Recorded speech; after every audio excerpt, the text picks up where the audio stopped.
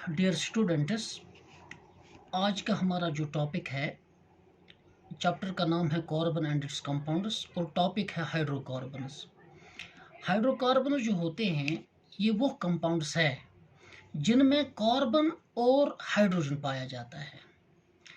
अगर इनमें कार्बन और हाइड्रोजन के अलावा भी कोई चीज़ पाई जाती है तो भी ये हाइड्रोकार्बन्स कहलाएंगे, लेकिन कार्बन और हाइड्रोजन का होना ज़रूरी है।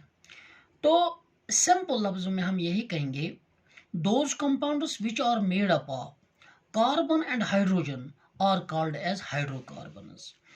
आगे बढ़ने से पहले एक बात मैं आपको बता दूं कि जितने भी एलिमेंट्स हैं, तकरीबन 118 एलिमेंट जो आज तक डिस्कवर किए गए हैं, ये एलिमेंट्स जो है या तो ये स्टेबल है या ये अनस्टेबल है। ये अनस्टेबल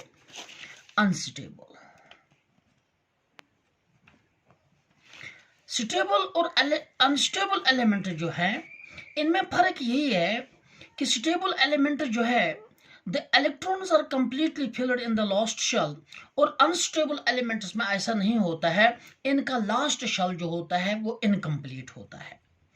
और हर एक अनस्टेबल एलिमेंट जो है वो कोशिश करता है कि वो स्टेबल हो जाए।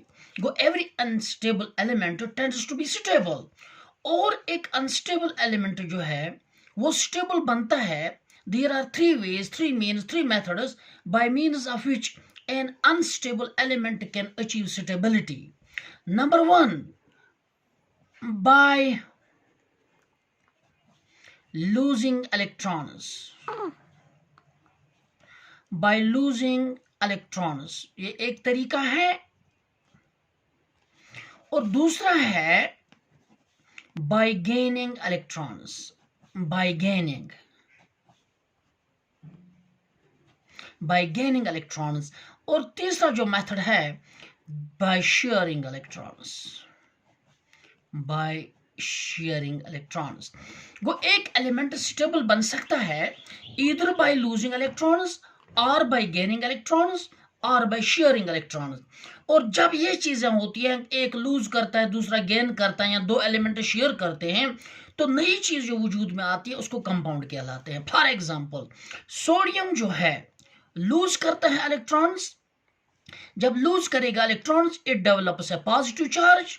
और क्लोरीन जो है ये गेन करेगा इलेक्ट्रॉन्स, और therefore we can say sodium plus chlorine is converted into sodium chloride, और sodium chloride जो है it is a compound now.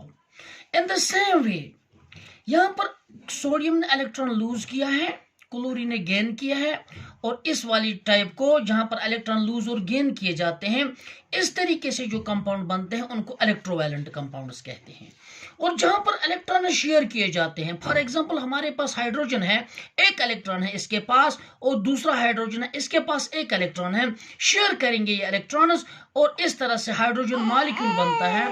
और हाइड्रोजन मॉलिक्यूल जब बनेगा तो इसको कहते हैं कोवेलेंट बॉन्डिंग, और इसको कोवेलेंट कंपाउंड कहते हैं। लेकिन कार्बन की सबसे इंपॉर्टेंट प्रॉपर्टी जो है, carbon always form covalent bonds. इसलिए जो हाइड्रोकार्बन्स होते हैं कार्बन और हाइड्रोजन के, इनमें कोवेलेंट बॉन्ड्स पाए जाते हैं, may it be single, double और ट्रिपल बॉन्ड। लेकिन यहां पर मैं अपने बच्चों को बता दूं, those compounds which are made up of carbon and hydrogen are called as hydrocarbons. इसके बाद जो हाइड्रोकार्बन्स है, hydrocarbons are of two types. कौन सी बॉन्डिंग किस हाइड्रोकार्बन में प्रेजेंट है, depending upon the presence of the covalent bond, nature of covalent bond. Hydrocarbon जो है दो किस्म के होते हैं। कुछ हाइड्रोकार्बन जो होते हैं उनको सैचुरेटेड हाइड्रोकार्बन्स कहते हैं, और कुछ ऐसे होते हैं उनको अनसैचुरेटेड हाइड्रोकार्बन्स कहते हैं। सैचुरेटेड हाइड्रोकार्बन्स वो हाइड्रोकार्बन्स है जिनमें कार्बन और हाइड्रोजन के बीच में सिर्फ सिंगल बॉन्ड्स पाए जाते हैं।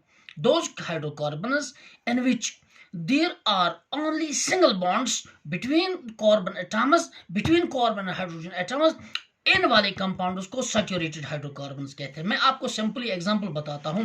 मीथेन हमारे पास एक कंपाउंड है, ये it is a saturated hydrocarbon, means there are only single bonds. Ethane, the single bonded compounds, the saturated hydrocarbons are also called as alkanes. इसलिए मीथेन इनके आखिर में एन लगाया जाता है, जिससे पता चलता है कि सिंगल बॉन्ड कंपाउंड्स। तो आपको याद इतना ही रखता है, not making it a difficult thing for you.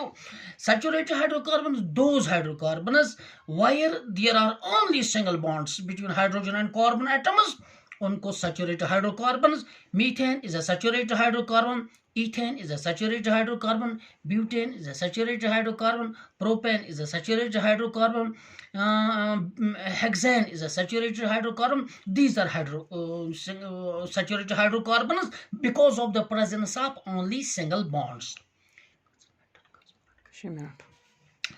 Unsaturated hydrocarbons, यहाँ पर थोड़ा आपको ध्यान देने की जरूरत है। Unsaturated hydrocarbon, those hydrocarbons in which there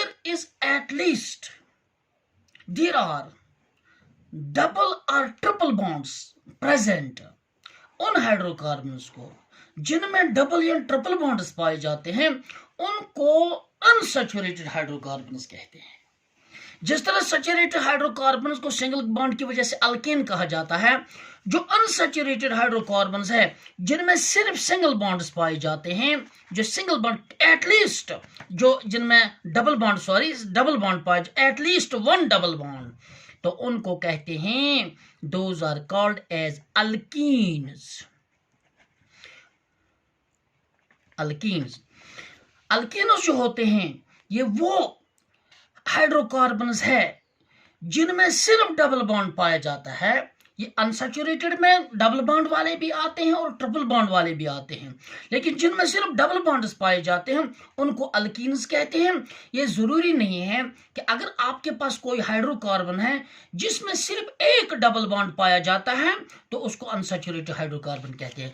आपकी अंडरस्टैंडिंग के लिए बता दूं, for example if we have a compound carbon, single bond carbon, अगर यहां पर एक डबल बॉन्ड पाया जाता है तो आपको पता है यहां पर एक हाइड्रोजन होगा, यहां पर एक हाइड्रोजन होगा, यहां पर एक हाइड्रोजन होगा, यहां पर एक हाइड्रोजन होगा,